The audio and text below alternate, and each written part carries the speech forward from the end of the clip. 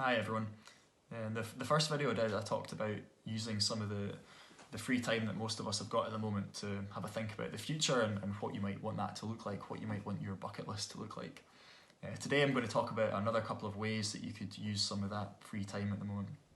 First of all, to have a think about the cost of living and whether you could live a little bit more cost effectively. So if you start off by asking yourself the question, do you know what you spend on a monthly basis, and do you know what you spend your money on? If not, then you've got plenty of company, because most people don't. But going through that exercise is useful and beneficial and should allow you to cut back on any unnecessary costs and hopefully to save a little bit more each month. It'll allow you to work out if you've got a monthly surplus, if you do, how much, and to have a think about whether you're making best use of that surplus. It's also worth thinking if you could save a little bit more each month. Even say £50 a month for 10 years would give you an extra £6,000 to spend on an extra holiday in retirement, or whatever you would like to spend your retirement doing.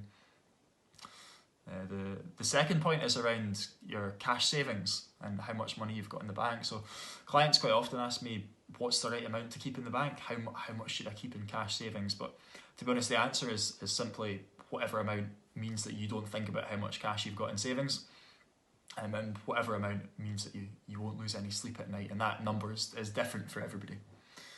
So if you don't think that you have enough, set up a monthly transfer from your current account to your savings account on payday each month, and keep that in place until you feel like you do have enough in cash savings.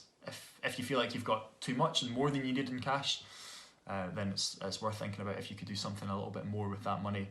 If you don't need it for any short, medium term expenditure, then it's worth thinking about whether you should invest the money for the longer term.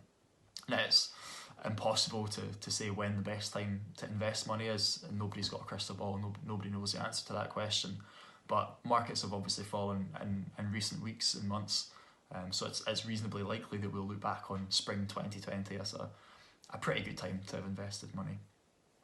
Just a final point for today is going back to the first video I did around the bucket list and thinking about the future. If you grab your list and your pen and paper, and if you had to add one more thing to your bucket list, what would it be? And jot it down.